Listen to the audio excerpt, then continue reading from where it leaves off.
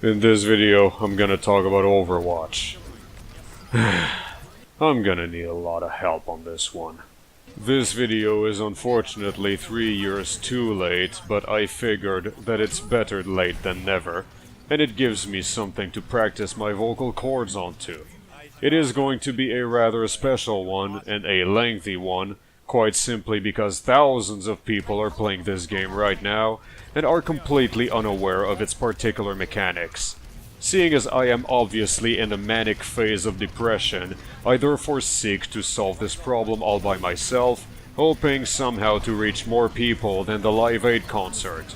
At best, the video gains a little more traction than a Dodge Caravan on 10-year-old tires. At worst, someone on the internet figures out where I live, and I get murdered in real life.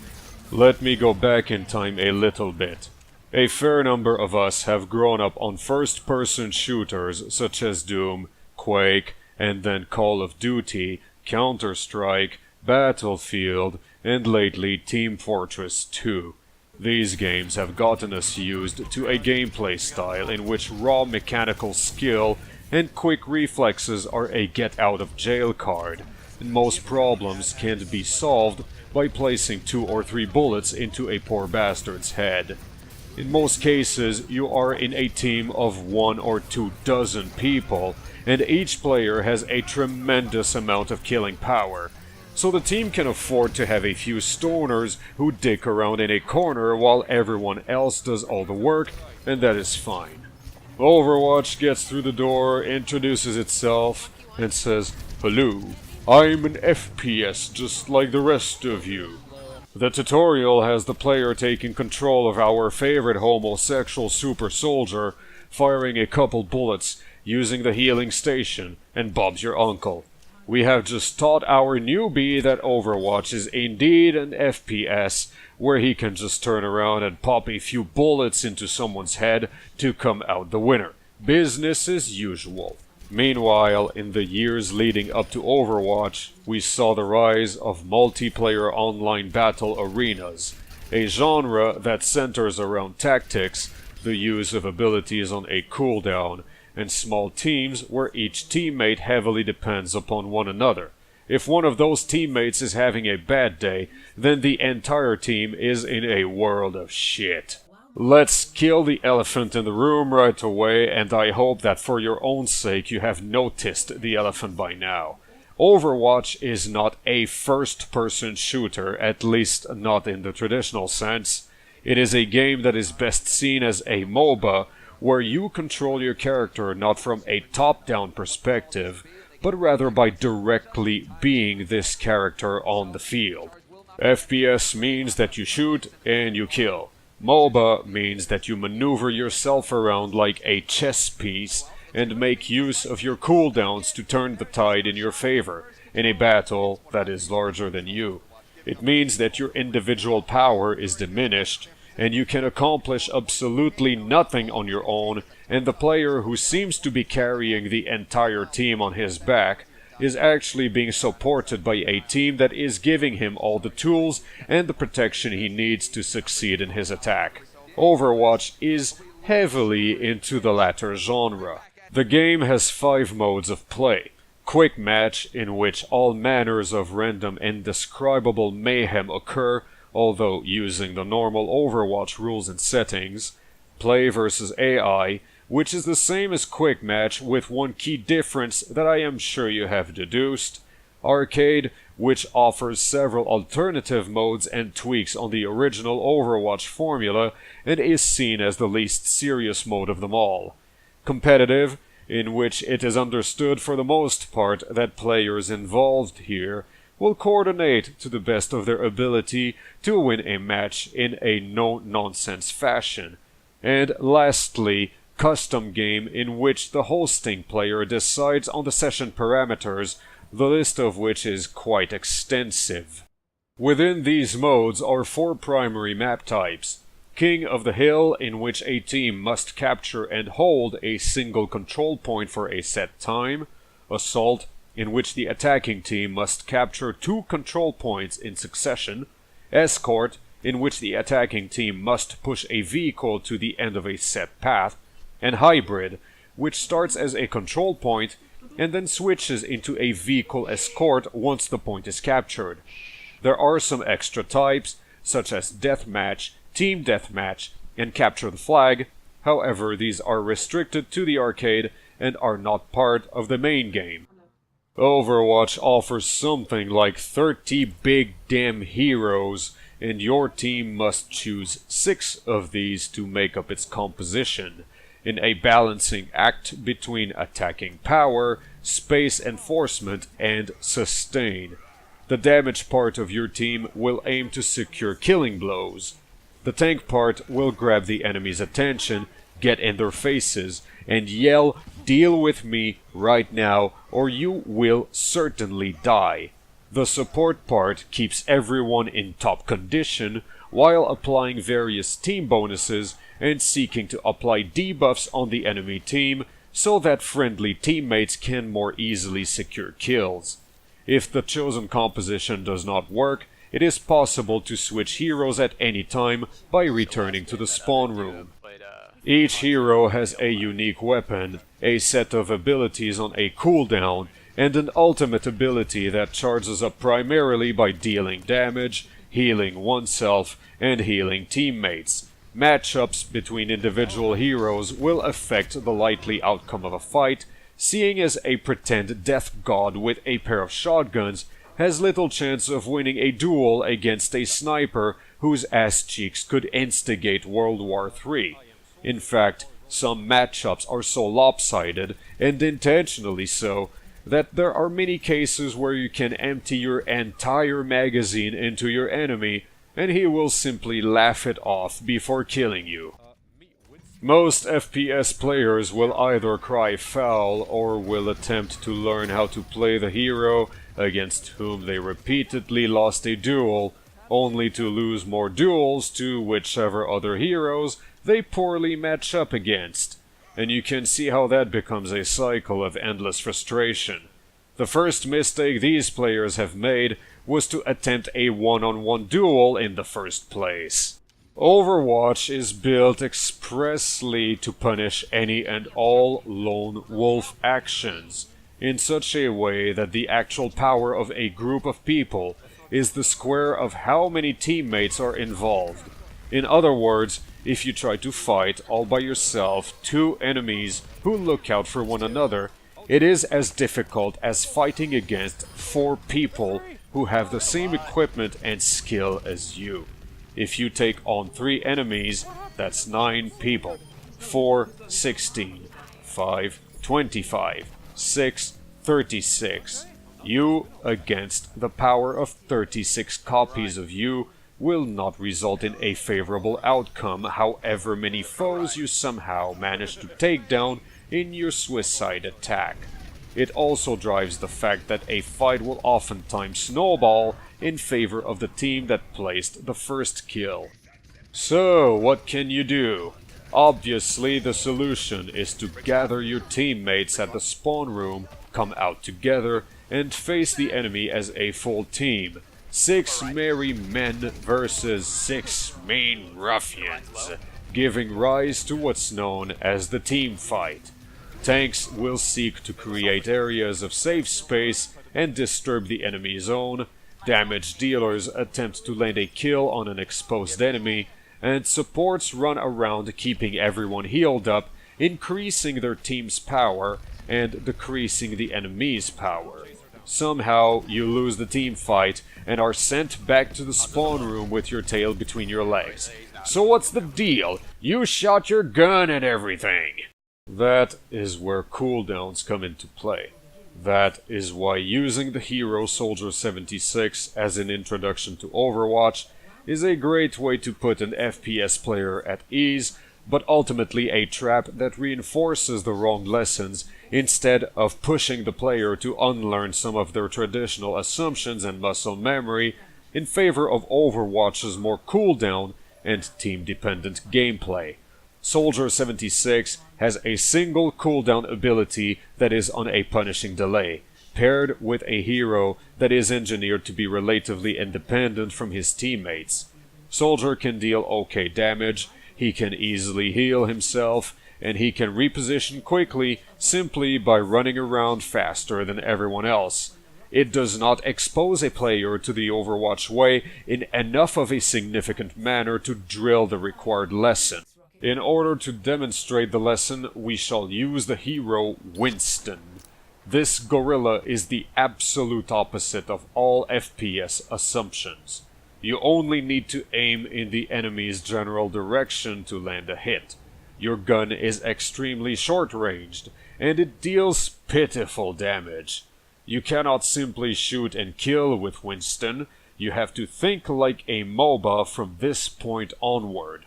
You need to figure out a way to kill an enemy while seemingly handicapped by this oversized taser in your hand. Your aim and your reflexes will have a very minor influence on the battle's outcome. Very well, challenge accepted. You have a boost jump and a bubble shield at your disposal. An enemy is over there behind the wall. Great! I will jump on that enemy, use the shield to protect myself, and everything is hunky-dory. Stop. At this very moment, I have fully committed myself to the fight. I have used both of my cooldowns in quick succession. If my shield gets destroyed, I am completely exposed, and I must wait up to 13 seconds before I can put another one down. If I get in trouble, I must wait up to 6 seconds before I can boost jump myself to safety. In most cases, I cannot wait that long, and if I time my attack poorly, or pick the wrong opponent, I will have signed my own death warrant the moment I used my boost jump. Let's approach this another way. I can use my abilities as an out instead of an initiator. I sneak up to my enemy. I begin my attack. I perhaps use my bubble shield to buy myself some time. And if I figure out that I cannot win this fight, I can boost jump to safety right away. All great and good at the expense of time. I am going to be spending precious seconds, likely in the middle of a frantic team fight, in order to close in on my enemy. Let's take this further. I pay attention to my enemy. I have seen my enemy. I know that I can take this enemy on if I use my conservative approach, but I have witnessed my enemy use their own cooldowns. I can afford to commit, for I am certain that I shall come out the victor. Even more, I know that the landing of my boost jump causes some damage. I have a quick melee button that also causes some damage. If I time it correctly, I can cut this particular enemy's health almost by half, simply by landing and punching next to them. A little zapping from my gun, and I have made short work of my enemy. My strengths here lay not in clicking on heads, but in cooldowns that allow me to reposition across a great expanse of space very quickly, and harass an isolated enemy for a bit longer than other heroes can do. Question: have I done this alone? I have not. My team distracted this enemy and pushed him to spend his cooldowns. This gave me the opportunity I was looking for. However, the enemy is not alone.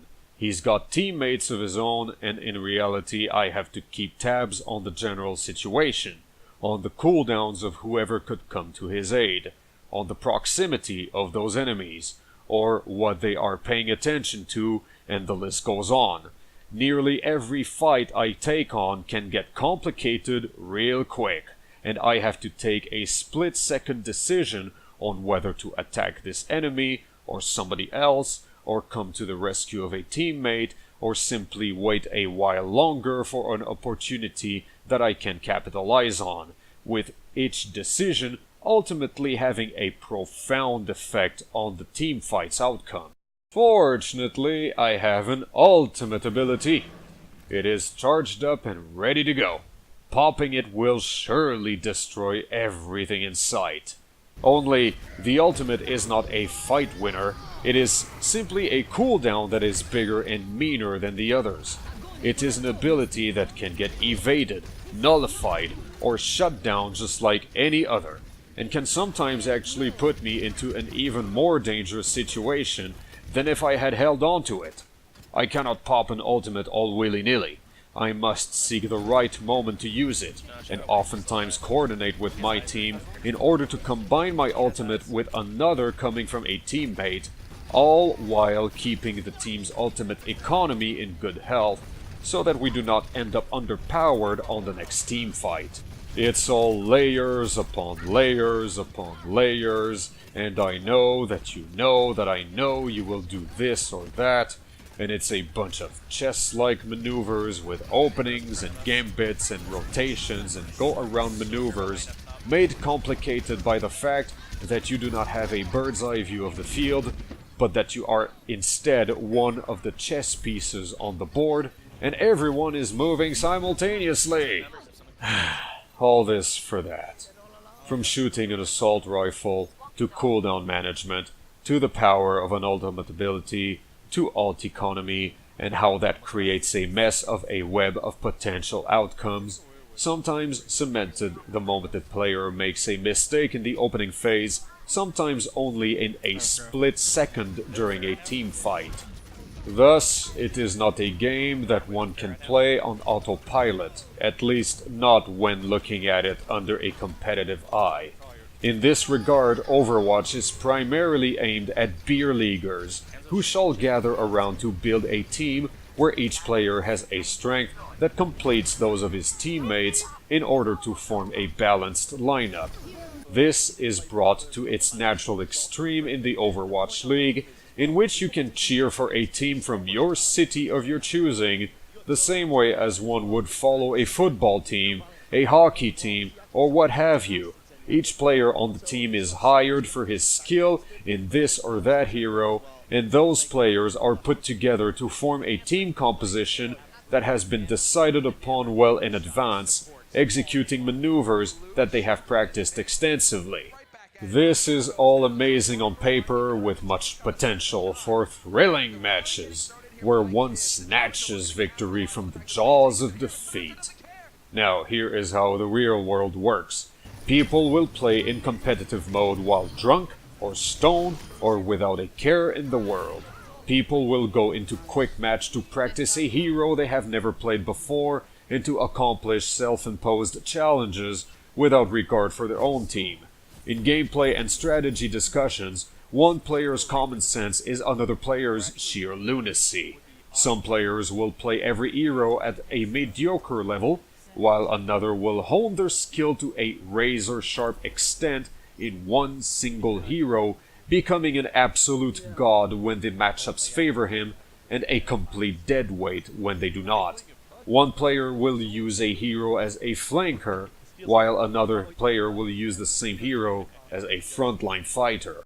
Further adding to the confusion is the fact that the ecosystem in each skill tier is very different, and what works magnificently at one level will actually backfire at another level, whether higher or lower. It is not like there is a well-defined line between tiers either, as the individual synergy or lack thereof between a set of teammates will open the door for some approaches and close it on others on a per-game basis. Do something on the first game and you are successful. Repeat the same maneuver on the next game with a different team and you get consistently destroyed.